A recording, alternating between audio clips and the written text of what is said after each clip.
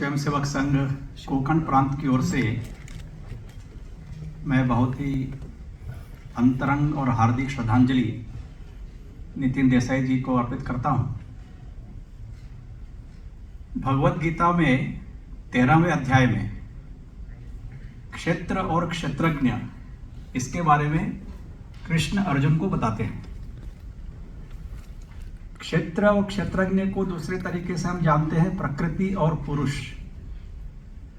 प्रकृति जो है वह सारी रचना है, मटेरियल वर्ल्ड है, और जब उसमें पुरुष की स्थापना होती है, कॉस्मिक कॉन्शियसनेस यदि हम पुरुष को कहें, तो प्रकृति जीवित हो जाती है। ऐसी यह क्षेत्र और क्षेत्रज्ञ की कल्पना है। और इसके बारे में कृष्ण कहते हैं कि यह जो ज्ञान है यह पूरे विश्व का सबसे अनूठा और सबसे बड़ा ज्ञान है। ऐसे प्रकृति और पुरुष की जो स्थापना है वह ब्रह्मा के द्वारा होती है।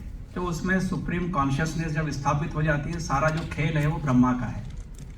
अभी यह उदाहरण मैंने आपको क्यों दिया? क्योंकि ऐसे प्रकृति और पुरुष की रचना करने वाले नितिन देसाई जी के साथ में आपने जीवन जिया है। एक प्रकृति की रचना एक आर्ट डायरेक्शन के द्वारा वो करते थे, पूरी कल्पना करते थे, और उसको उनके सहयोगी मिलकर के एक जीवंत रूप में स्थापित करते थे।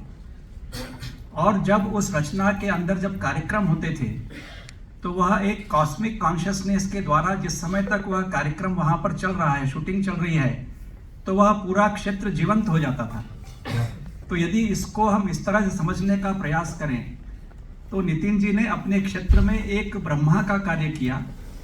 उनकी जो कल्पना थी वह उनके आसपास रहने वाले लोगों से कहीं ऊपर उठ करके थी। वह विश्व में सबसे अच्छा कार्य करना चाहते थे।